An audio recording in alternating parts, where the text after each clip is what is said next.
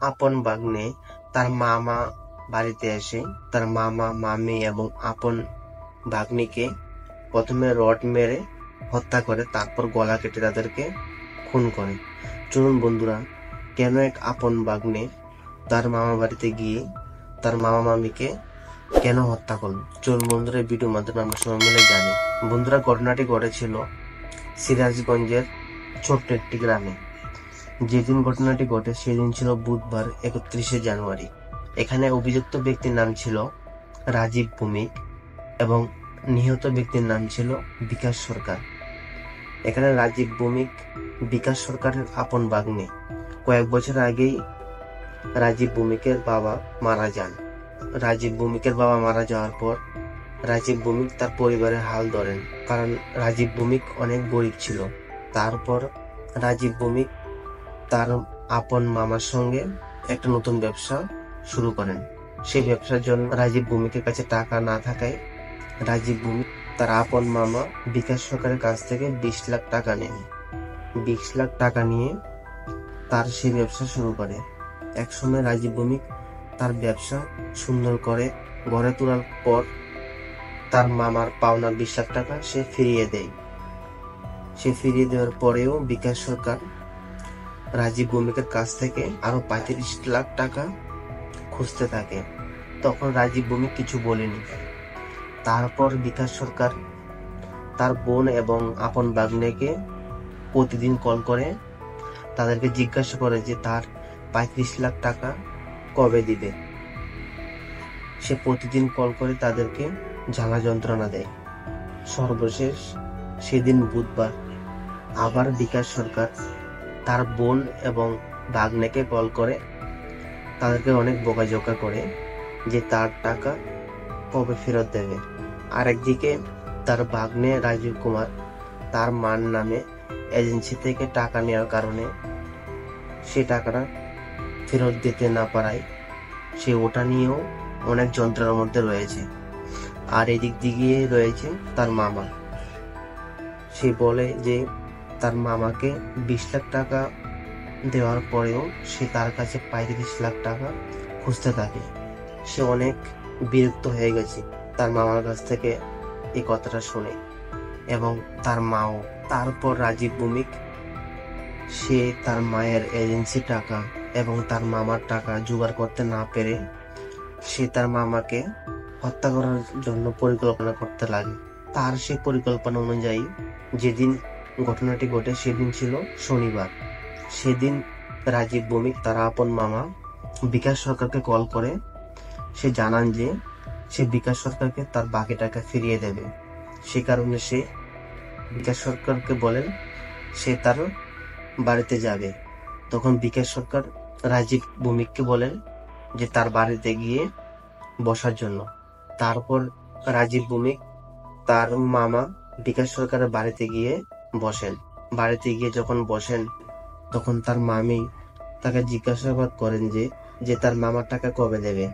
তখন রাজীব ভৌমিক সেই কথার উত্তর না দিয়ে সে তার মামিকে বলতে লাগে যে সে কফি খাবে, সেই জন্য সে তার মামিকে দোকান থেকে কফি নিয়ে আসতে।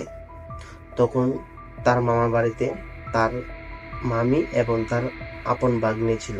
যখন তার মামি নিচে দোকানে কফি নিয়ে আসতে গেল তখন তার আপন ভাগ্নি রাজীব কুমারকে বলতে থাকে যে বাবার টাকাগুলো কবে দেবেন।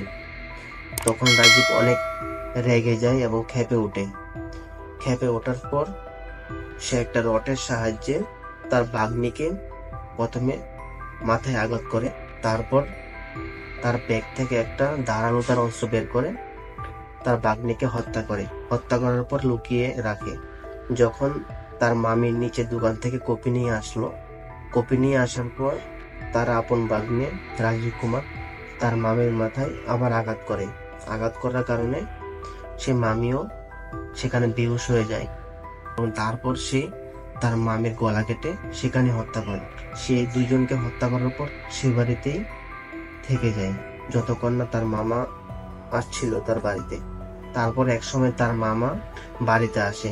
বাড়িতে আসার পর দরজা খোলা মাত্রই তার মামার শরীরে রড দিয়ে আঘাত করে। রড দিয়ে আঘাত করার পরে তার মামা সেখানে বেহুশ হয়ে পড়ে যায়। বেহুশ হয়ে যাওয়ার পর রাজীব কুমার তাকে ঘরে টেনে নিয়ে এসে তাকে গলা কেটে হত্যা করে। এইসব ঘটনা ঘটার পর সে পরে বাড়ির মধ্যে তালা লাগিয়ে সে তার গ্রামের বাড়িতে চলে যায়। সে তার গ্রামের বাড়িতে গিয়ে এমন ভাবে সবার কাছে তুলে ধরতে চেষ্টা করেছে যে সে তার মামা বাড়িতে যায়নি।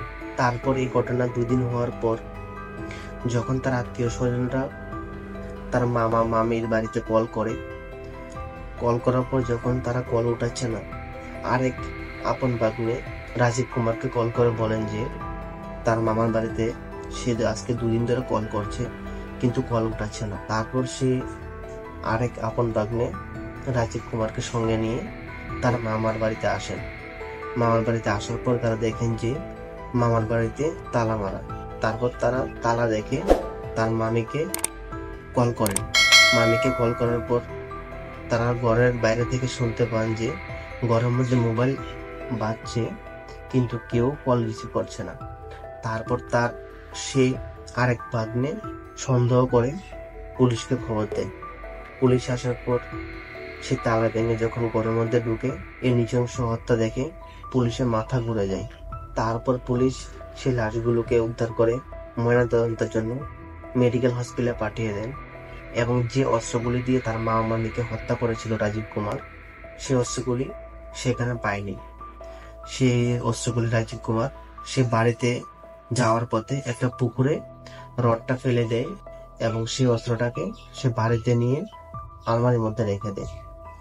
তারপর পুলিশ কোনো ক্লু খুঁজে না পেয়ে তারপর যখন তার মামার মোবাইল চেক করার পর দেখতে পান যে তার ভাগ্নের সঙ্গে তার মামার টাকা পয়সা নিয়ে একটা ঝগড়া হয়েছিল। তার উপর ভিত্তি করে পুলিশ রাজীব কুমারকে গ্রেপ্তার করে।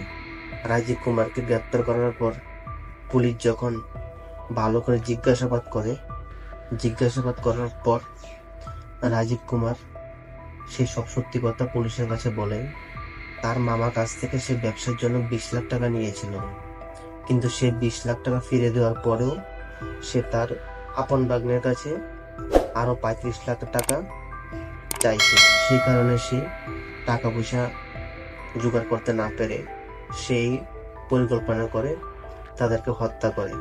তারপর পুলিশ রাজীব কুমারকে আদালতে তোলার পর আদালত রাজীব কুমারকে ফাঁসি দেয়। আপনারা যদি সত্য ঘটনা সম্পর্কে জানেন তাহলে আমাকে মেসেজ করবেন, আমি সেই বিষয়ে ভিডিও বানানোর জন্য চেষ্টা করব।